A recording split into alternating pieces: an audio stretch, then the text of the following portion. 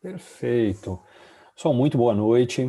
Hoje a gente tem como nosso convidado o Dr. Adriano Brasolin, colega de São Paulo, formado pela Escola Paulista, mestre também pela Paulista e preceptor também da residência. E esse é um tema muito importante que vem ganhando destaque nos últimos anos, que não poderia ficar de fora das reuniões aqui do Breast Talks.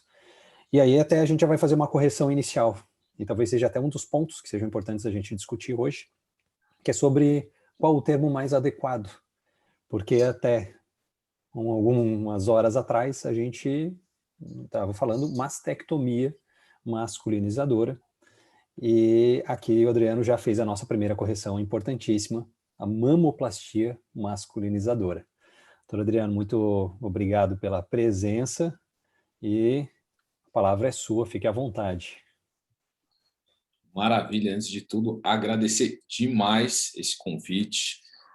Achei essa iniciativa incrível do Breast Talks. Parabéns para os organizadores, para o Ricardo aí que foi organizador, idealizador, Raidel aí que está comandando a reunião.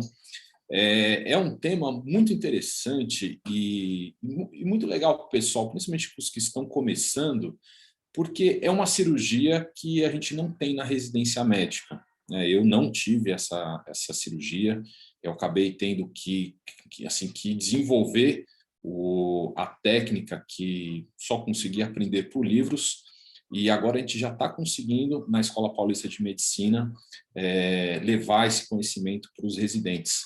Então, é um campo muito grande, há uma população que precisa desse conhecimento, dessas cirurgias aí e tem uma demanda muito grande, seja ela no sistema particular, como também no Sistema Único de Saúde.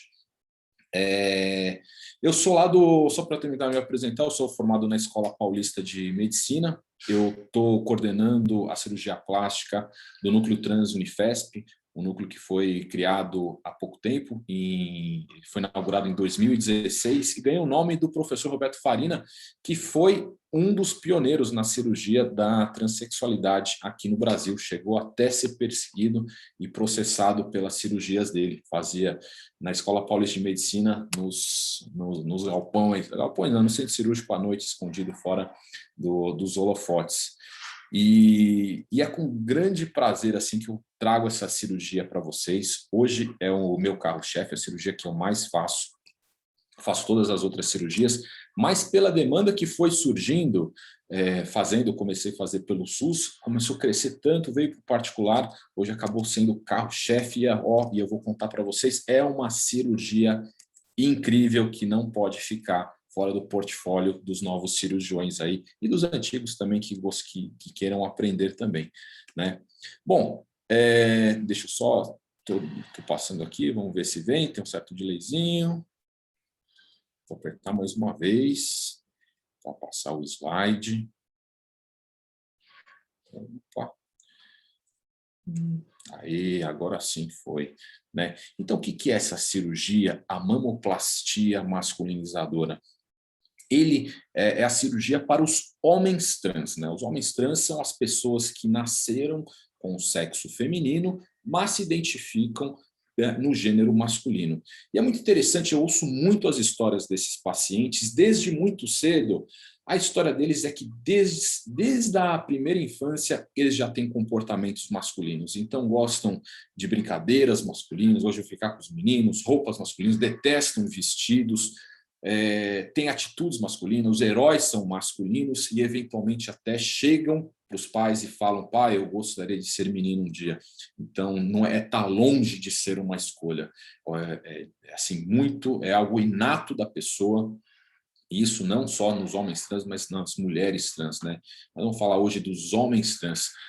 E para se adequar fisicamente, que eles mais desejam, a cirurgia que eles mais desejam é essa cirurgia da retirada das mamas e a conformação de um tórax masculino. Isso para quando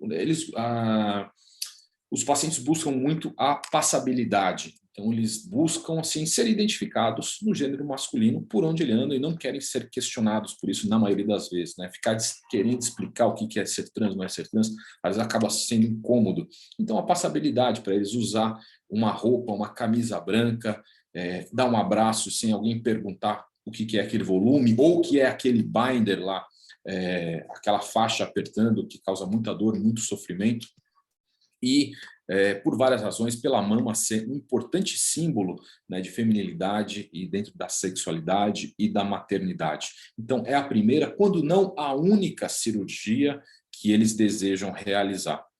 Essa cirurgia não tem muita coisa na literatura, e as principais técnicas, vamos dizer, o que a gente pegou da literatura, até mesmo quando eu comecei a fazer essa cirurgia, foi de técnicas de mastectomia, adenectomia e ginecomastia. Algumas partes vieram muito de conhecimentos de reconstrução de mama e também da mastologia, dessas próprias cirurgias para a cirurgia do câncer.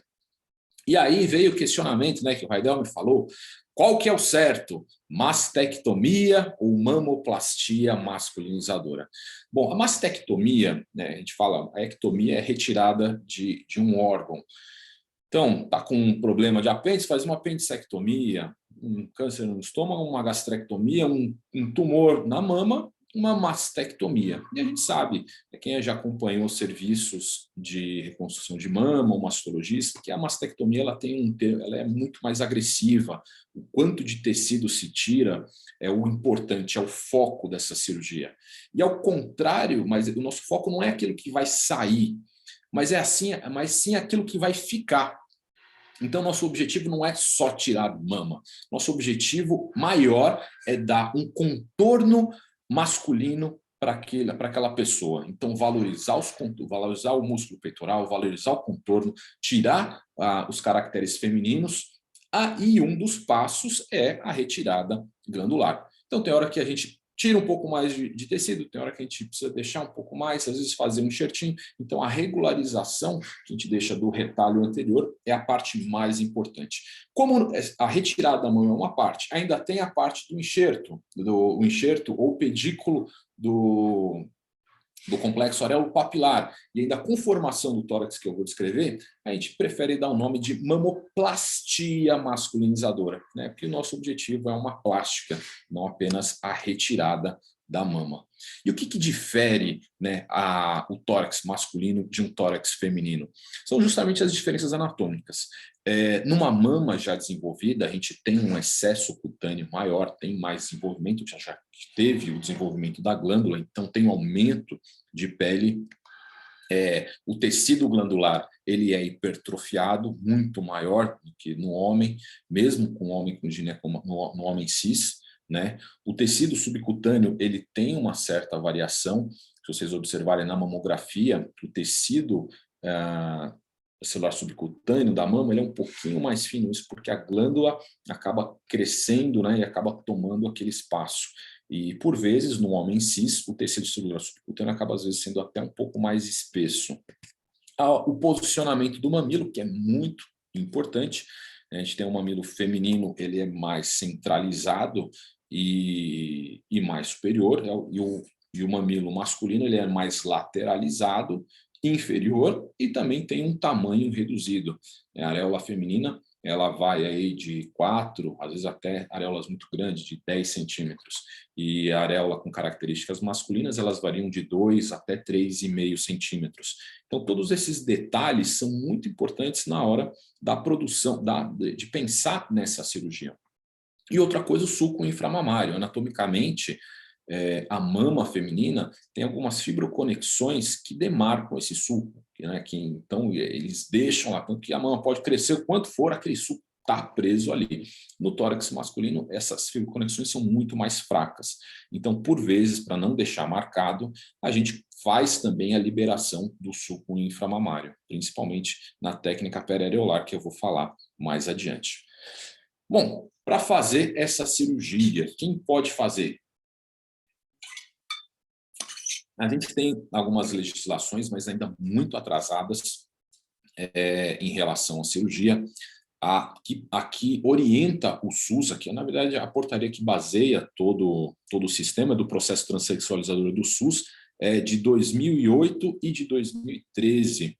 Então, né, quem não sabe, de 2013 para cá muita coisa mudou, muita discussão, muitas coisas novas, e é uma portaria muito obsoleta. E com o atual governo, é muito difícil que essas políticas elas progridam, né, de uma forma, não pensando politicamente, mas socialmente e humanamente para as pessoas trans. Então, ela exige 2 anos de acompanhamento multidisciplinar, 2 anos a disforia de gênero e 21 anos, no mínimo, para realizar a cirurgia. Não coloquei aqui também, mas no máximo 75 anos. Então, são algumas restrições que são desnecessárias, talvez formuladas num período onde o conhecimento era muito menor, e isso não foi atualizado. E também todo desenhado em cima de um sistema público de saúde. E aí a gente teve aí o Conselho Federal de Medicina, que em 2019, final de 2019, assim, depois de um consenso, muitas discussões, né? Todo mundo sabe que o consenso, o que é? Você pega um monte de gente que entende do assunto, um monte de gente que não entende nada, junta e dá uma média, né? Então, eles autorizaram a cirurgia a partir de 18 anos, mas só a partir de 18 anos, que acaba impedindo, às vezes, uma cirurgia, né, de alguém que está na puberdade, que tenha 15, 16 anos, que o broto mamário ainda está muito pequeno, poderia fazer uma cirurgia menor, não precisar fazer uma cirurgia com grandes cicatrizes, ela não seja ainda viável. E mudou que tenha pelo menos 1 ano de acompanhamento multidisciplinar. Bom, mas no Conselho Federal de Medicina é um pouco mais flexível, a gente espera aí conseguir reduzir pelo menos para 16 anos a época para fazer essa cirurgia, porque com 18 anos a mama já desenvolveu totalmente. E para quem já sente disforia, essa disforia é sentida desde antes da puberdade, né, passar por um sofrimento, esperar acontecer tudo para depois remediar. E a gente pode fazer essa cirurgia com muita antecedência. Então, a parte social, burocrática e política dessa cirurgia ainda precisa ser muito atualizada, né? Para o paciente operar, os caminhos quais são? O SUS, todo mundo sabe, tem muitos poucos serviços que fazem essa cirurgia. Em São Paulo são 2 serviços, ou 3, não, 3, já temos 3 serviços fazendo. No Sul, eu não me lembro, e no Nordeste também tem, na Bahia, né? E a gente tem agora essa cirurgia que ela foi liberada desde 2019 pela Agência Nacional de Saúde. Então, os convênios estão obrigados a cobrir essa cirurgia. Ela está no rol de cirurgias cobertas. Apesar de haver muitas brigas aqui no consultório, a gente tem muita briga com convênio, é uma cirurgia que ela é coberta. Quando a gente tem algum problema, a gente acaba buscando o ANS para resolução desse problema. E também o serviço particular. Então, a gente tem uma amplitude muito grande para a gente conseguir fazer essa cirurgia. Mas é uma cirurgia, como eu estava falando, muito pouco difundida.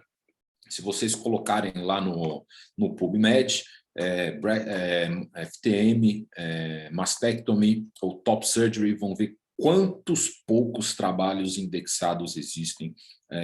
Eu acho que a última vez que eu fiz isso foi ano passado, tinham 60 trabalhos e eram muito atuais, são muito poucos os trabalhos antigos. Então, tem muito pouca evidência, e basicamente o que tem são evidências que, assim, são todas retrospectivas, são experiências de pacientes, experiências de profissionais, então não há trabalhos prospectivos. Então, para quem quiser entrar na área, tem muito espaço para conseguir fazer trabalho, novas descrições, trabalhos prospectivos, a gente está aí, não há muito espaço.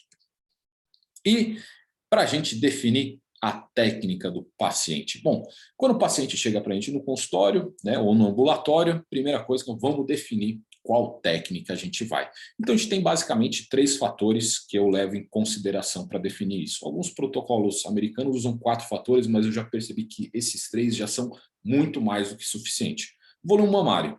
Se for um volume mamário pequeno, a gente considera fazer a periareolar. Se for um volume grande, já não tem conversa nenhuma, acaba sendo a técnica do sorriso, que eu vou mostrar um pouco mais para frente. Eu já falo sorriso, eu nem falo mais a técnica de dupla incisão, porque é a mais conhecida, acho que foram os meninos mesmo que deram esse nome.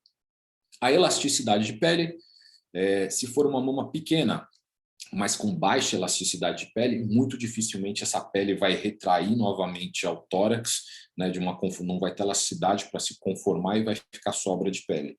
Então, se for uma elasticidade boa, periareolar. Se for ruim, aí a gente vai para a técnica do sorriso. E também o excesso de pele. Se tiver uma quantidade muito grande que ela não possa retrair, a gente acaba indo para a técnica. Mas calma, para quem ainda não sabe quais são as técnicas, eu vou passar logo a seguir. Então, a primeira técnica, né, vindo aí de Webster, que todo mundo, quem já fez uma ginecomastia sabe o que é, uma técnica da incisão arciforme infraareolar. Né, quando a mama é bem pequena, dá para fazer só por essa incisão.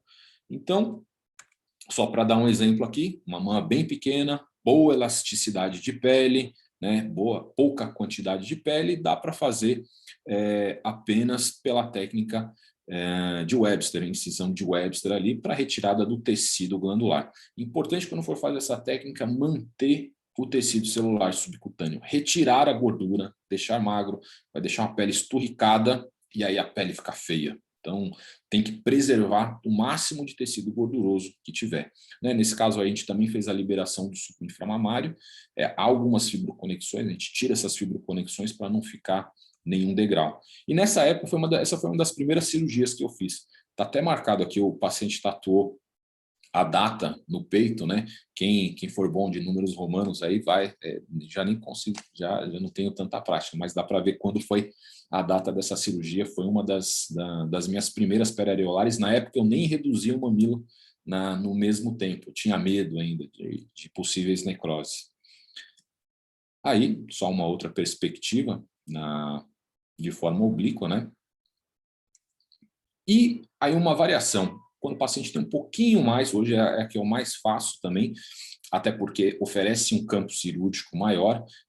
Vou contar para vocês que fazer só pela incisão de Webster uma adenectomia ali completa é bem difícil, não é fácil. Não é como fazer uma ginecomastia. Não subestimem que você pode cair numa cirurgia de mais de 5 horas, como já aconteceu comigo. Eu já passei de tudo aí, se vocês quiserem perguntar depois, já passei vários perrengues até aprender os bons caminhos. Então, o que eu faço? É uma dupla incisão periareolar e eventualmente, se precisa, eu tiro um tanto de pele e fecho esses pontos com um round block, juntando a pele, fica um enrugadinho em volta, né, como está aí no desenho, mas garanto para vocês que saem. Olha aqui uns exemplos, olha aqui um pouquinho, né, uma mama pequena, boa elasticidade, mas já tem um pouquinho mais de pele. Então, a gente faz aí, tira um pouquinho de pele na periareolar e a cicatriz ela fica em volta do mamilo. Nesse momento, eu já estava até reduzindo o mamilo, reduzi a papila, já reduzo a papila no mesmo ponto, no mesmo tempo. Antes eu não fazia, tinha muito medo, né? Só tinha uma foto dele. Né? E é basicamente isso daí quando a gente tem uma técnica. Uma outra variação, né? Aqui com um paciente com também um pouco mais de excesso cutâneo, a gente tirando a pele, o resultado que se fica. Deixa eu passar o próximo. Eita, está com certo atraso.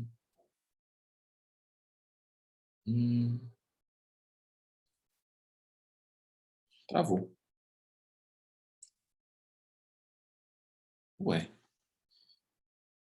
Gente, estou tentando passar, mas não está indo. Sem problema, Adriano. Deixa eu ver aqui. Ah, foi. Resolveu. Aí foi. Bom, aqui, ó. Só passando lateralmente para ver, tem uma perspectiva de 45 graus na cirurgia. Aqui uma outra técnica que eu fazia era uma periareolar estendida. Eu aumentava, como na técnica da ginecomastia. Né? Mas esse resultado é depois de alguns retoques. É uma técnica que eu abandonei pela dificuldade técnica. Como tem um excesso cutâneo maior, pelo menos na minha mão, eu não achei um resultado tão interessante. Então, quando as mamas são maiores, eu já prefiro ir para a técnica do sorriso. Alguns colegas podem ter um pouco mais facilidade, né? Mas na minha experiência, eu não consegui ter bons resultados. Fiz 2 casos, os 2 eu precisei de retoque, precisei de alinhamento, correção de pele. E aí, né, sempre um estresse, né? A gente acaba, esse caso eu fiz no SUS, mas assim, eu tenho um comprometimento bem grande com o paciente até que dê tudo certo, que ele fique bem feliz, como se fosse consultório particular, e acabou dando, né, bastante cirurgias, bastante retoques. Então, a técnica que eu acabei abandonando. E aí, quando a mama é maior, o que a gente opta? Pela mastectomia, né, mamoplastia retirada do excesso gorduroso e o enxerto do complexo areolo-papilar. Aí a gente entra em algumas grandes polêmicas, né? Como realizar? Eu sei que alguns colegas fazem lipoaspiração, outros deixam apenas a derme, outros fazem alguns desenhos, mas a nossa opção é a retirada da adenectomia, deixar um plano, né, o retalho anterior bem regular, dos dois lados, é onde a gente gasta mais tempo na cirurgia, é a parte mais difícil da cirurgia. Então, a preservação do tecido celular subcutâneo, e uma dificuldade muito grande, principalmente nas mamas gordurosas, né, quando o paciente já tem mais idade, é encontrar esse plano. Esse plano realmente é muito difícil, chegar na fáscia pré-glandular e conseguir dissecar. Eu gosto muito de usar tesoura. Muitos colegas preferem ir no eletrocautério. O eletrocautério eu tenho uma certa dificuldade de enxergar o plano corretinho. Ou senão, quando o plano é totalmente invisível, a gente vai no elétrico e depois a gente faz a regularização. Essa é a parte mais importante da cirurgia. E aí depois a cereja do bolo, que é o complexo areolo-papilar, que a gente vai retirar, fazer o tratamento dele e reimplantar numa posição mais lateral e inferior. Aí também é outro pulo do gato, aonde vai ser colocado esse mamilo, em qual posição, né, e o tamanho dele. Eu uso um areolótomo de 2,2 centímetros, eu pedi para fazer um areolótomo desse tamanho para mim, né, porque os que tem no mercado ele acaba sendo um pouquinho maior. Você pode usar um areolótomo que seja um pouquinho menor e depois fazer uma circuncisão dando cuidado para ele, tá? Bom, passar um pouquinho só para vocês terem ideia, mais ou menos, essa é uma cirurgia um pouco mais antiga, em que a areola eu deixava, né, eu estava achando ainda um posicionamento de areola adequado, mas achei que nesse caso poderia ser um pouquinho mais inferior, e nesse caso a gente faz a adenectomia, retirada, regularização do retalho anterior e a enxertia do mamilo. Lembrei uma coisa bacana, uma polêmica.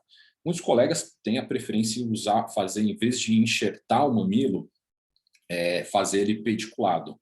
Eu, particularmente, eu sou crítico a essa técnica, porque para deixar um pedículo, você precisa deixar volume. E tudo que os pacientes não querem é um volume ali embaixo. Então, deixando pediculado, o pedículo ele tem que ser fino. Se ele é fino, ele tem alto risco de necrose e ainda vai ter a complicação de ficar um negocinho embaixo. Eu vou mostrar mais para frente alguns casos do que pode acontecer. Aí, o paciente vai mostrar alguns tipos de mama, né? Mamas maiores, que já tem um excesso cutâneo, a vista lateral. Quando a mama vai até o meio, não adianta fugir, tem que ir até o meio, não economizar cicatriz nessa cirurgia é pedir para retoque de cicatriz no final. Aí, mesmo paciente, ou não, outro paciente, na mesma técnica, paciente com maior pilificação. Então, uma coisa muito interessante nessa cirurgia é a contração do complexo areolo-papilar, eu que só faço no caso do enxerto, no sentido das fibras do músculo peitoral. Ainda não sei, se alguém até quiser me dar uma luz aqui, por que isso acontece. A gente deixa ele redondinho, mas sempre acaba ficando mais achatadinho no final. E aí o que eu faço ele um pouquinho mais estendido. O paciente aí com um pouco mais de um tórax, né, um fisco bem bonito e tal, dando um contorno bem bacana. Isso aqui foi a maior que eu fiz, é uma das primeiras cirurgias. Quando eu estava no começo, acho que chegou as cirurgias mais difíceis. Essa é gigante, chegou o paciente queimado, foi bem difícil. Daí saiu 2,5 kg de mama de cada lado, 5 quilos, né? Imagina só o alívio que esse paciente teve. né? Aí um paciente, estou mostrando vários biotipos para mostrar que dessa técnica encaixa em quase todas, dá para fazer, só fazer um desenho que encaixa, mas o desenho sempre varia, né? Às vezes eu conheço o paciente mais pela técnica, pelo desenho da técnica, do que pelo rosto. Tá? Vamos lá, falar de complicações. Maior complicação que existe nessa cirurgia: hematoma, descrito em todos os lados da literatura, que variando de 11% a 40%. Nossa equipe, quando ela começou, a gente tinha um índice de 18%, praticamente 1 a cada 5. Então, a gente já preparava que uma hora, que assim, logo mais, logo menos, ia ter. A gente fez alguns protocolos, a gente está usando transamento, está usando repouso absoluto, então a gente desenvolveu um protocolo que a gente não aguentava mais ficar drenando hematoma, e a gente reduziu isso para 3% na sorriso e 12% na periareolar. A periareolar tem muito mais, na literatura também é descrito muito, porque a gente trabalha por uma janelinha de 4 centímetros, às vezes é um vasinho ou outro que estava lá, a gente não viu, né? A gente fala, pô, mas como não vê, tem a válvula iluminada, tem não sei o que, dá para ver.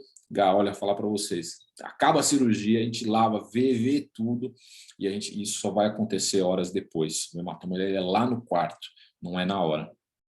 Se tem hematoma, tem descolamento, o retalho não gruda no tórax, então vai ter seroma. Então, geralmente, o seroma ele é depois do hematoma, né? Já vi alguns colegas que não drenam hematoma.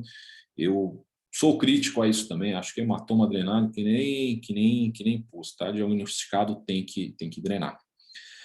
Sofrimento do complexo areopapilar. Bom, aí o que acontece? Quando a gente faz um enxerto, uma dúvida que eu tenho que pode acontecer ou não, a despigmentação do mamilo, principalmente em pessoas que têm a pele mais morena, tem mais melanina. Eventualmente pode ter uma despigmentação. E já percebi que ela é reversível, ela volta com o tempo, então hoje já estou mais tranquilo. Mas não sei ainda se é melanócito que migra, se é melanócito que morre, realmente não sei. Isso é um trabalho bem interessante, só precisa achar quem vai aceitar biopsiar o mamilo, né? Que acho que o pessoal não vai gostar tanto. E, no caso da periareolar, a necrose total ou parcial do enxerto. Eu coloco bem diferenciado, porque no enxerto eu achei que teria mais perda. Eu nunca tinha tido uma perda até o começo desse ano. Depois já tinha passado mais de 300 cirurgias e eu tive uma perda. E a perda foi por causa de um acidente. O paciente estava brincando com o sobrinho dele, uma cabeçada ali no enxerto, na região do mamilo, né? Estava fechado, obviamente, mas deve ter tido alguma tração, alguma coisa, um cisalhamento, e aí perdeu. De resto, nunca perdi um enxerto. Ao contrário, já tive muito sofrimento da periareolar, porque como o retalho, né, ele fica mais fino e a gente incisa embaixo, então o fluxo vascular ele é bem baixo e acontece principalmente em pacientes fumantes. Aí outras complicações, como cicatriz hipertrófica, cicatriz alargada, é uma região de grande movimentação, então não dá para você amarrar o paciente lá e ficar lá parado, você tem que deixar ele tem alguma movimentação com uma certa restrição, mas eventualmente pode ter uma cicatriz alargada, uma cicatriz um pouquinho mais grossa, e queloide, bem raro, eu tive 2 casos assim, acho que 350, 380 mais ou menos pacientes que a gente operou, mas é muito, muito raro.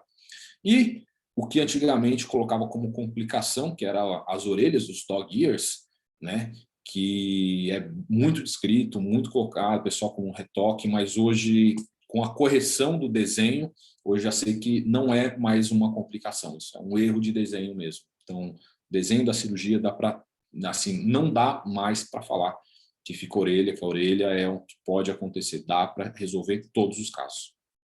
Né? Complicações, olha aí, uma necrose na região inferior, que acabou se melhorando bastante, né? Acontece muito mais em tabagistas, só para ter uma ideia mais ou menos, de uma periareolar, né? Técnica periareolar.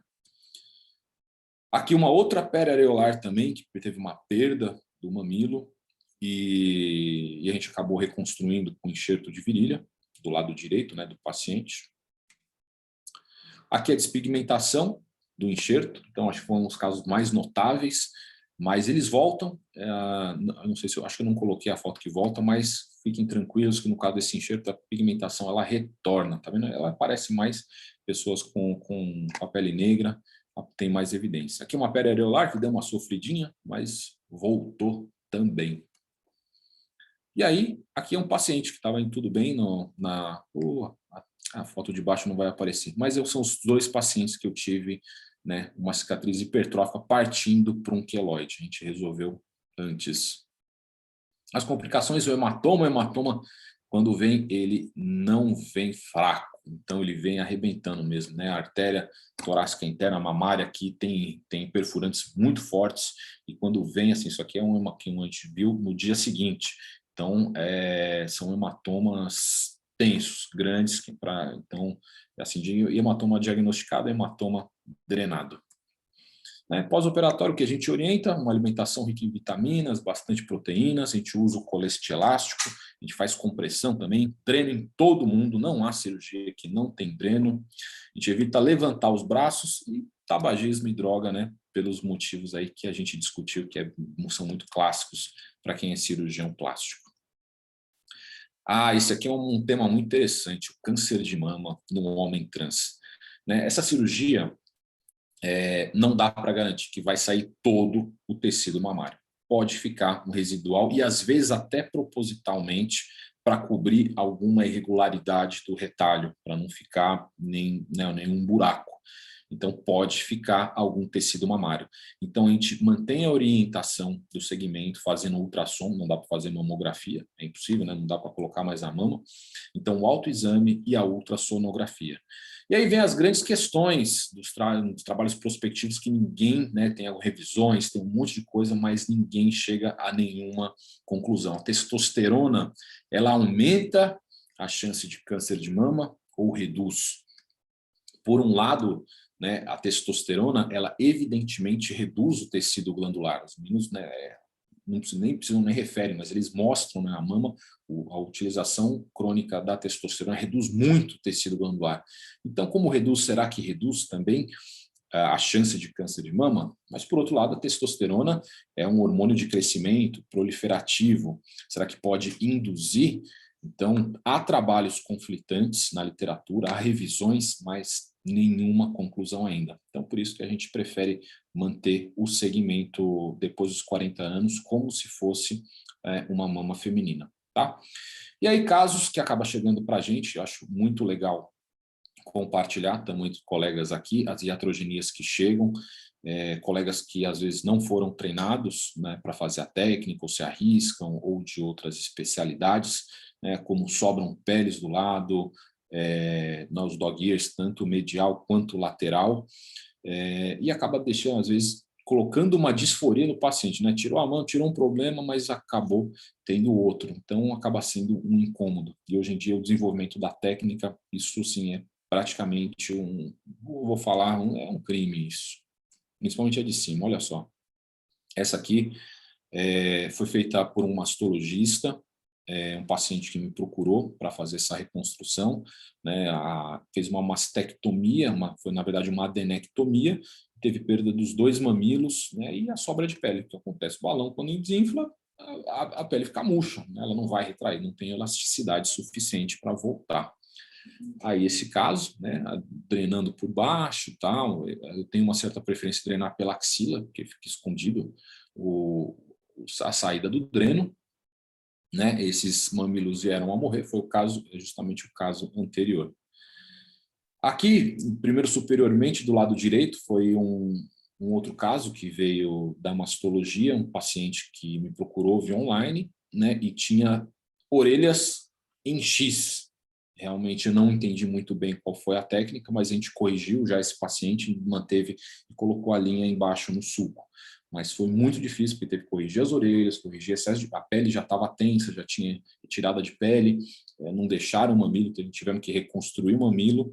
Então, chega bastante coisa para a gente corrigir, coisa que a gente não gostaria. E esse caso inferior, do lado esquerdo, né, a gente vê um desenho que foi feito, que tentou talvez economizar a cicatriz, tanto medialmente quanto lateralmente, e aí ficou algumas orelhas, medialmente e lateralmente, e a técnica que ele utilizou para o complexo areopapilar foi a pediculada. Então dá para ver que fica um certo volume por baixo, e já não bastasse por isso, o pedículo ele é fino, e aí chance de necrose, né? Necrosou do lado direito e parcial do lado esquerdo. Então, puxa vida. E esse outro que eu, assim, um paciente, não sei de onde ele fez, mas me procurou via internet, uma dúvida: doutor, tá tudo bem? Vai reduzir o inchaço? Então, esses são alguns exemplos que acontecem. E, mais para a gente não ficar com essa impressão no final da aula, né? Olha só, quando a cirurgia fica bacana, o paciente fica muito feliz. O que eles mais querem, é que todo homem cis quer também, é ficar sem camisa, é jogar uma bola, é ir para a praia, é andar sem camisa. Esse é o maior desejo deles, se mostrarem mesmo. E depois que fazem a cirurgia, eles não veem a hora de tomar um sol, sair na rua, se mostrar. É muita felicidade, é uma cirurgia muito gratificante. Fazer uma cirurgia estética bacana, uma reconstrução é legal, mas essa cirurgia, ela reinsere socialmente uma pessoa. A gratidão que a gente sente nessa cirurgia, ela é imensa. Eu posso falar que é muito maior de todas as outras cirurgias que eu faço. Então, é uma cirurgia a mais para o portfólio de vocês, é bacana, mas exige também que vocês entrem no mundo da transexualidade, conheçam o pessoal, conheçam as questões deles, o sofrimento deles, né, e a gente consiga seguir os sonhos deles e os nossos também. Então, só para terminar, eita, o que aconteceu aqui? Travou de novo. Deixa eu ver. Aqui. Então, uma frase que eu gosto bastante, né, do Nietzsche: demore o tempo que for para você decidir o que você quer da vida, principalmente os residentes, os novos. E depois que decidir, não recue ante nenhum pretexto, porque o mundo tentará te dissuadir. E no meu caminho teve bastante gente, teve professores muito importantes tentando me tirar desse caminho. E outra frase de um filósofo brasileiro que eu gosto bastante, que é muito parecido com Nietzsche, que é: para trás nem para pegar impulso, pessoal. Beleza? Agradeço bastante a atenção de vocês, espero que vocês tenham gostado e fico à total disposição aí para responder qualquer dúvida. Muito bom, doutor Adriano. Obrigado, sua aula extremamente didática. Sou fã do Clóvis de Barros, essa frase também está no meu portfólio. Muito bom, muito bom. Eu tenho aqui uma lista de perguntas que acredito que devem ser muito parecidas com de muitos colegas. Eu vou começar pelas mais básicas, e aí eu te faria a pergunta sobre a avaliação multidisciplinar. Você colocou ali uma coisa SUS, outro em relação aos convênios, ao CFM, à vida privada. Quais são essas avaliações multidisciplinares, quais são os laudos que devem ser considerados para eu fazer uma cirurgia de mamoplastia masculinizadora? Joia. Aí a gente vamos dar a gente tem que vamos dividir SUS, convênios e particular. Aí, no particular, eu posso colocar a minha visão mesmo, que eu acho. No SUS, que ele pede equipe multidisciplinar, desde assistente social, mas não precisa de um laudo de assistente social, né, que tenha na equipe, mas laudo da endocrinologia, falando que tem hormonização. Isso é algo até meio chato, porque há pacientes que não querem fazer hormonização, tem pacientes que são profissionais da voz e não querem tomar testosterona, que vai perder, né, a qualidade da voz. Laudo do psicólogo e do psiquiatra liberando o paciente para fazer os procedimentos. Então, são basicamente 3 laudos e demonstrando que tenha no mínimo 2 anos de acompanhamento. Aí vamos para o convênio. O convênio é mais difícil, porque ele depende de cada convênio. Tem cada convênio assim que pede cada coisa, mas eles pedem geralmente 1 ano de acompanhamento e também os laudos, esses mesmos laudos endócrino, psicólogo, psiquiatra. Alguns convênios aceitam 2 laudos e mais um relatório bem feito, descrevendo todo o quadro clínico do paciente. No particular, o que eu hoje, Adriano, considero? Ou você me traga 1 ou 2 laudos que faz hormonização, tá? Porque os meninos chegam barbados aqui, não tem como falar: não, você não é um homem, todo caracteres falando, não sou eu quem vou falar. Então me traga 1 ou 2 laudos ou me venha com o nome retificado. Se o nome tiver retificado, o Estado já o aceitou, né? Já o reconheceu e já lhe deu um documento oficial. Então, vou eu pedir laudo? Não. Então, o documento está retificado. Para mim, já está muito tranquilo, ou um laudo de qualquer um outro profissional. Para mim, já é muito, muito suficiente. Essa pergunta ela é importante porque eu já recebi pedidos de consulta para tratamento de ginecomastia, não mastectomia ou mamoplastia, ginecomastia pelo convênio. E foi o que o paciente relatou: não, eu sou homem e o meu tratamento é de ginecomastia. Então, aqui, o que parece ser simples começa a ficar um pouco mais complexo. Por exemplo, eu exigi um laudo de um psiquiatra. Eu passo a tratar isso como uma doença e isso já está bem claro que não é. E não poderia ser. Exatamente. E aí a gente começa a constranger também o paciente. Parece que cada vez a gente está dificultando mais a vida do paciente. Então, eu concordo com você em relação ao atendimento privado. Parece que ele já está muito mais evoluído do que os outros, quando deveria ser até o contrário. E aí, eu estou vendo que tem várias perguntas aqui, e é uma das minhas, então eu vou adiantar ela por ordem, que é sobre o posicionamento do CAP. Como que você faz? Quais são as medidas que você usa? Quais são as referências para posicionar o CAP? Você falou lateral, inferior, mas se usa alguma medida específica, como a gente faz com o CAP feminino? Eu usava antes... Tem alguns trabalhos que usam a medida do umbigo. Tá? Eu achei que assim não gostei. Então, o que eu faço? Da medida lateral, aí existem pacientes com tórax menores e tórax mais largos. Então, essa distância da linha mediana até a primeira porção, a porção lateral do mamilo, então ela vai de 8,5 a 10,5 centímetros. Então, não tem que estar sempre dentro dessa área. Aí pode variar um pouquinho mais para o paciente, né? Pode variar um pouquinho mais, um pouquinho menos. Né? A margem do músculo peitoral, ela ajuda bastante. O mamilo não pode estar na borda, na margem do músculo. Ele está pelo menos a 2 centímetros da margem. Né? Que no meu caso, é meu dedo. Eu tenho a mão grande, eu uso luva 8, então eu já sei que meu dedo é 2 centímetros. Então eu coloco o dedo lá na margem, eu sei que está uma margem de segurança. E aí eu adapto essa medida de 8,5 a 10,5. E do sulco inferior, eu coloco de 2,5 a 3,5 centímetros. Não coloco menos do que isso, porque senão fica muito curtinho. Também não pode colocar muito para cima, senão acima de 3,5 eu já sei que dá ruim. Não coloca de jeito nenhum. Então, só essas medidas, uma medida lateral, uma medial, já tem uma coordenada no mapa, já acerta fácil. Perfeito. Eu vou emendar aqui com o posicionamento do sulco, e se você faz alguma fixação do sulco, da cicatriz ali, formando um novo sulco. Agora. O sulco, eu vou no sulco mesmo. Aqui embaixo, eu inciso no sulco.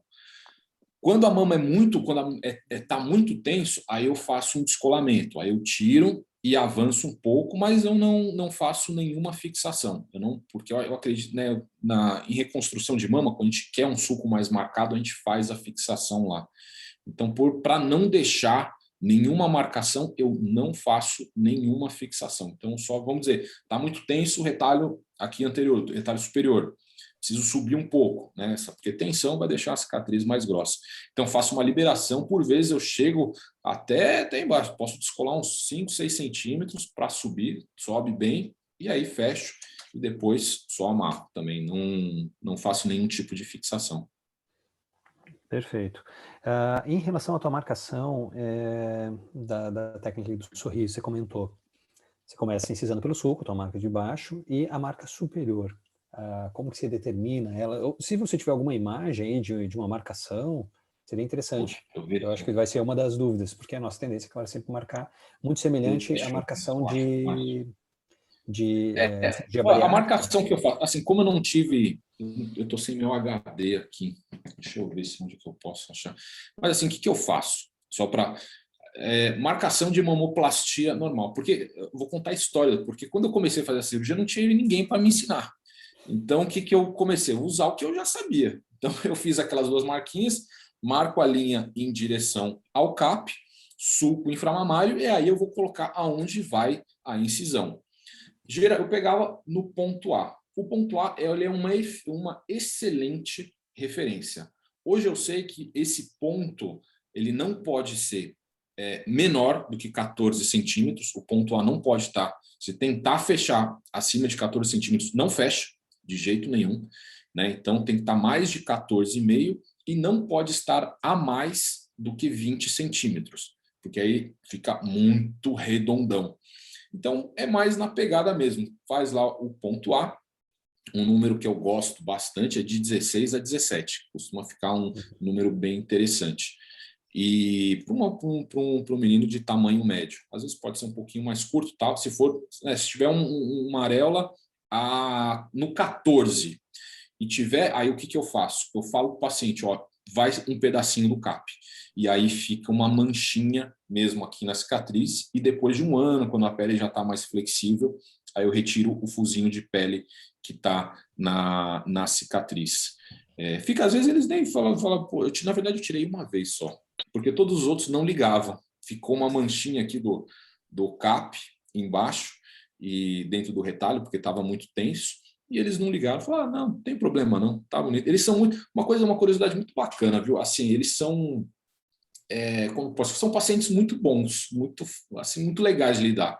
Porque eles não são aquele paciente muito combativo, que reclamam muito, que buscam. Não, eles ficam tão felizes, que às vezes eu falo, pô, a gente poderia melhorar ali. Não, tá tranquilo, tá bacana, assim já tá ótimo, né? Então são pacientes muito fáceis de lidar. Mas o que eu estava falando mesmo? Da marcação. Aí faz aqui a marcação e depois aí o que eu faço? Quando é muito curto, eu faço infuso. Mas a minha preferência é sempre fazer o sulco inferior e a superior também no mesmo sentido, justo para conseguir adaptar e não ficar as orelhinhas. Uhum. Muito bom. Para o enxerto, você usa o curativo de Brown? Ou alguma coisa diferente? Não. Cara, eu detesto curativo de Brown. Eu acho que é um curativo matador. A gente aprende isso na residência, mas porque ele fica uma bolota, né? E uma bolota aqui tal, tá fácil de bater e tal. E eu acho que, né, um curativo de Brown bem feito, ele é bem preso. Então ele amassa o enxerto. E eu acho que, né, quando você tem uma pressão no local, a vascularização é menor, porque quando você aperta a unha, vai menos sangue. Eu detesto ele. Eu dou ponto, faço um chuleiozinho e coloco um upside só. Se não tenho, coloco um curativo plástico, coloco um negócio só para ele ficar fixo e ele ficar plano, para não ter chance de acidente. Mas o Brown, nossa, eu detesto para tudo, para tudo. Eu vou emendar então, já que você falou do Brown, o teu round block, como que você faz? Round block. Técnica do round block. Não pode confundir o round block com, né, que é o nome correto seria sutura em bolsa, com eu vou pegar uma caneta aqui.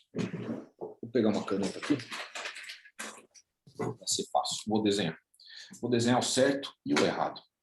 Então, eu vou desenhar um mamilo em volta. Vocês já vão ver.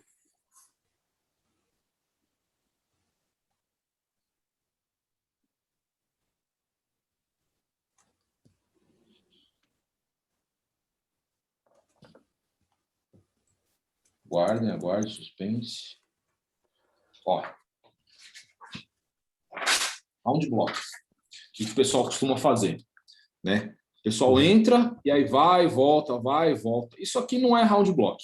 Isso aqui é sutura normal, é aproximação de margens. Né? E o que acontece com isso aqui? Você pode fazer onde for, ginecomastia, mastopexia periareolar, vai alargar. Isso aqui vai alargar. Então, se você entra, vai e volta. Não, você tem que diminuir a tensão nessa margem. Se você mantiver a tensão no CAP e na ferida, isso aqui alarga. Vai ter alargamento, certeza. O jeito correto é esse aqui, ó. Então, você entra e corre, né? O nome correto seria sutura em bolsa. Funciona que nem as bolsas, né? Se você puxar aqui, fecha e vai passando. É óbvio que não é assim, né? Vai no intradérmico, pega direitinho, regular, pega pouco, não pega muito, senão engruvinha. E aí sai no mesmo lado, né? Bem juntinho onde saiu. E aí, puxa, aí fecha. Dá uma engruvinhada, mas passa 1-2 meses, está sem. Não tem engruvinhamento nenhum. É incrível. E que fio você usa, Adriano? Para fazer o round block, eu uso o Monocrio 3 zeros. E ele segura facilmente por pelo menos 50 dias. E depois ainda faço um 3 zeros, eu faço subdérmico e depois o intradérmico para lacrar, para ficar bonitinho. Isso na pele areolar. Na Sorriso, aí é fechamento normal. Eu uso ou nylon 2, eu não gosto de nylon fino, né? Eu acho que bom, então uso ou nylon 2 ou Caprofil 2 zeros ou 3 zeros no subcutâneo. E aí depois só Monocrio mesmo, Monocrio 3 zeros e 4 zeros no intradérmico. Eu acho muito bom, dá um conforto muito bom para o paciente não precisar tirar os pontos. Eu gosto muito, sei que algumas vezes pode dar reação no Monocrio, mas o fato de não precisar tirar o ponto é um conforto muito bom para o paciente, né? Vocês veem, ai, doutor, tem que tirar os pontos, meu Deus do céu, já é um sofrimento. Você fala, não, é absorvível, fica tranquilo. Maravilha. Ricardo, vamos aqui no chat? Vamos lá, então. Adriano, tem uma pergunta do Guilherme a respeito se você opera pacientes que optam por não fazer a reposição de testosterona. Opero, sem problema nenhum. Sem problema assim, nenhum. entraria porque o uso da testosterona não é obrigatório, né? Uma pessoa, para ser trans, ela não precisa tomar testosterona, né? Ou necessariamente, tem pessoa que não quer nem fazer cirurgia, nem por causa disso ela não é trans. Então, tem gente que não quer perder o cabelo, né? Ganhar as entradas, tem gente que não quer barba, tem gente que não quer mudar a voz. Então, eu faço a cirurgia assim, se for realmente uma pessoa trans, tiver alguma retificação, tiver algum acompanhamento com algum profissional. Tenho casos, não são raros, de mulheres cis querendo tirar toda a mama. E está acontecendo cada vez mais. Então, não é trans, tal, tem mama. Então, esses são os casos que estão me assustando, né? Porque não tem... tem pessoas que têm mama, não quer ter mama, tem disforia, detesta a mama. Só que aí a gente não tem amparo jurídico nenhum. Não tem nem a transexualidade e nem um câncer de mama, alguma coisa, alguma doença para tirar. Então, esses são os casos que mais me assustam. Mas se não estiver usando testosterona, não é um problema. Aí tem, entre outro caso, tem os pacientes não binários, porque né, a binaridade que seria homem, mulher, seja homem, seja trans. Mas nesse meio aqui, ó, tem mais a masculinidade, tem mais a feminilidade, coisas que eles não são totalmente binários. Aí a conversa começa a ficar mais quente. Então, se tender mais para um não binário, às vezes, eu já fiz 2 cirurgias não binárias, onde eu fiz uma mama redutora muito grande, né, a ponto de ter uma mama pequena, porque se identificava dentro, queria tirar a mama, mas estava dentro da feminilidade. E o não binário masculino, quando já tem algum caractere masculino, aí eu faço a masculinizadora. Perfeito. Tem a pergunta do Grangeiro, colega aqui de Florianópolis, perguntando se você faz perfurações, faz furinhos no CAP para evitar hematoma no enxerto, na técnica do sorriso. Não faço. No enxerto, né, enxertos normais a gente faz, né, para evitar hematoma e tal, mas o que eu faço, eu limpo bem, lavo bem, para não ficar nenhum resíduo de sangue e tal, porque isso pode realmente atrapalhar a integração, mas eu fico em cima do CAP até ele parar de sangrar, porque você não pode queimar o leito do enxerto, né? Não pode, tá sangrando aqui, vou dar uma cauterizada. Não, você mata o leito. Então, espero parar de sangrar para poder fechar o curativo. Não é só de colocar um enxerto, ele já vai diminuindo, tem uma hora que ele já para, mas não faço nenhum furinho, não, porque senão fica uma qualidade bem ruim. Uma coisa que eu lembrei, você faz algum tipo de infiltração para a cirurgia? Você falou que usa o Transamin, mas para fazer o descolamento da glândula, você infiltra? Eu faço infiltração só na incisão. Eu não gosto, eu até falo para o pessoal, quando eu vejo sangue eu desmaio. Então, eu faço uma infiltração com ropivacaína e adrenalina e fica 1:200. Isso dá um conforto. Na verdade, isso eu faço em todas as cirurgias, não é só nessa cirurgia, não. Porque eu não abro com elétrico, eu abro no frio até eu chegar ao plano, isso em todas as cirurgias. Então, para não ficar aquela sanguineira doida, então faço a solução 1:200, espero um pouquinho e coloco uma ropivacaína, porque dá um conforto extra para o paciente. Mas a dissecção eu não faço, assim, não infiltro a mama toda, porque de repente pode ter um efeito rebote e aumentar o índice de hematoma. Então, só na incisão mesmo que eu faço. Perfeito. Você falou que nos primeiros casos você não fez a redução da papila porque tinha receio. Agora você faz no mesmo tempo, já diminui o enxerto. Você tem alguma técnica, alguma coisa, um pulo do gato, alguma coisa diferente?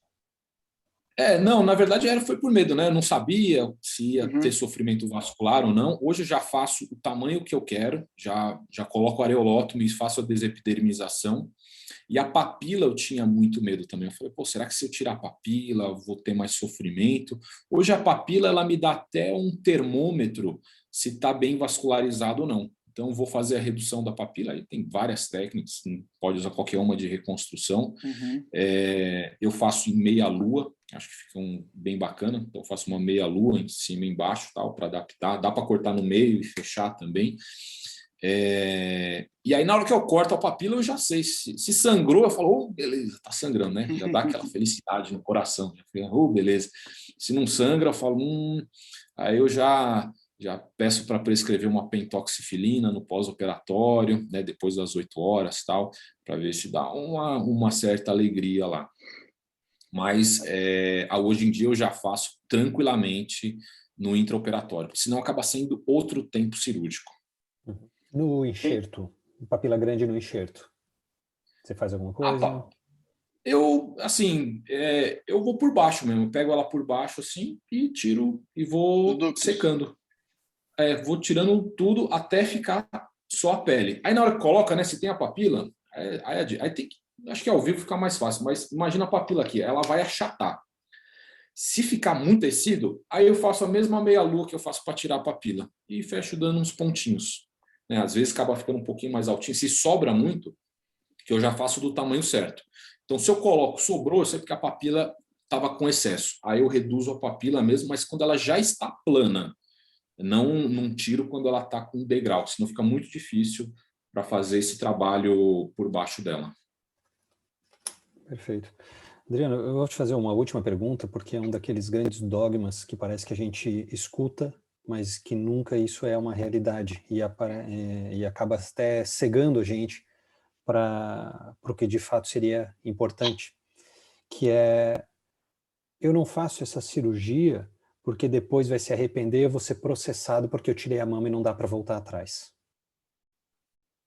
Para você que tem essa experiência, falou um grande número de cirurgias, e é algo que a gente escuta muito de muitos colegas: eu não vou atender porque isso aí depois vai ser um problema, vai se arrepender, então precisa ter psiquiatra, precisa ter um monte de coisa, precisa ter endócrino, isso, e bota um monte de empecilhos, quando no fundo, eu acredito que é só um dogma, e péssimo, por sinal, e também uma incompetência técnica, porque a gente não foi treinado para isso, como você mesmo falou, a gente não tem, é algo novo.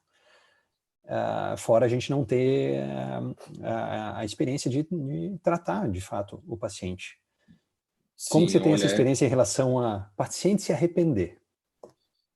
Adorei sua pergunta, acho que é a pergunta mais pertinente que a gente tem aqui, porque isso acaba entrando muito nos nossos nos preconceitos que a gente tem, nas discriminações, às vezes, que a gente não sabe que a gente tem.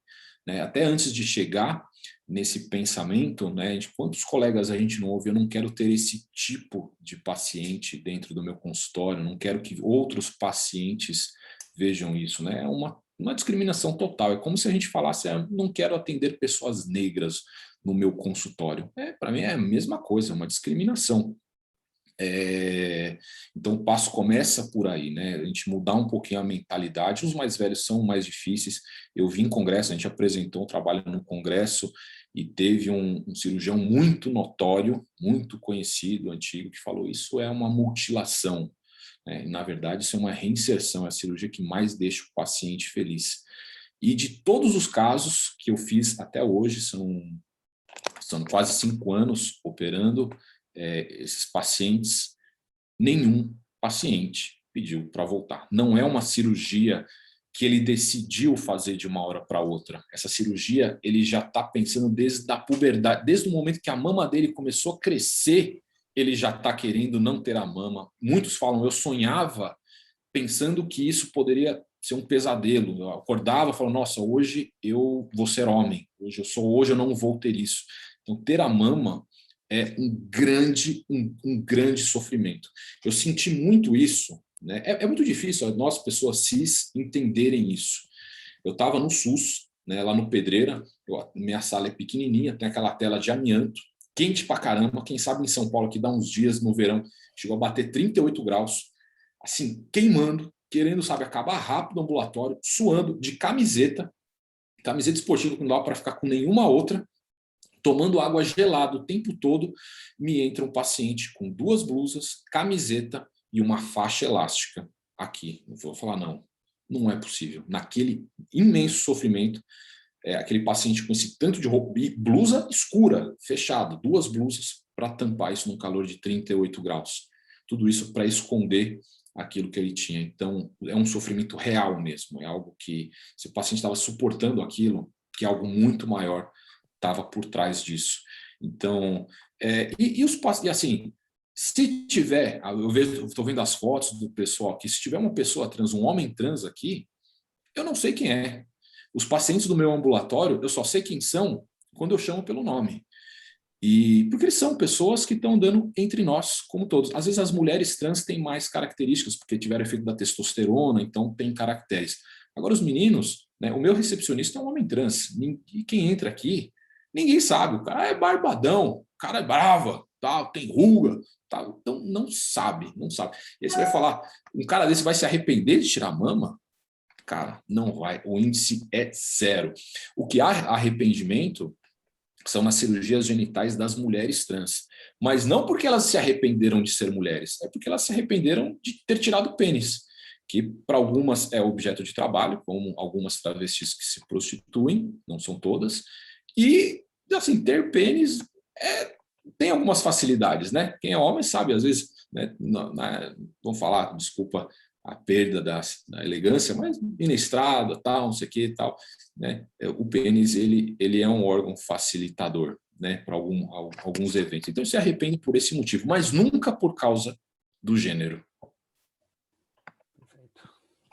Adorei sua pergunta. Adorei. Eu acho que é uma pergunta que a gente sempre, quando a gente comenta sobre algum caso que vem no consultório, e cada vez mais tem aparecido essas pacientes no consultório, essa discussão sempre vem à tona, e sempre tem alguém que tem um pouco mais não é tão receptivo com o assunto, tem um pouco mais de preconceito, bem dizendo. Adriana, acho que só tenho a agradecer, a tua aula foi excelente, fantástica, os teus resultados são fantásticos. Eu acho que poder difundir a técnica e conversar sobre isso vai beneficiar muitos colegas, mas principalmente esses pacientes, né, que se sentem à margem, né, e certamente têm uma dificuldade em acessar uma medicina de qualidade dentro da cirurgia plástica, dentro da mastologia, da endocrinologia, que a gente sabe que esse é um tratamento absolutamente multidisciplinar. Então, muito obrigado pela dispor do teu tempo hoje e nos ensinar um pouco sobre o teu trabalho, mostrar um pouquinho. Parabéns. E nos vemos em breve aí nos congressos pessoalmente. Jó, espero conhecê-los em breve. Muito obrigado pelo convite, pela iniciativa incrível do projeto. Vocês estão de parabéns.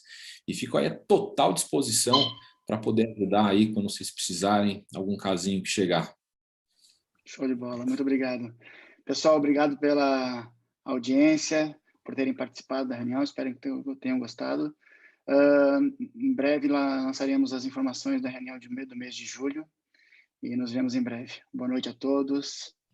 Tchau, tchau. Boa noite. Boa noite, pessoal. Obrigado pela presença. Tchau, tchau. Tchau, tchau.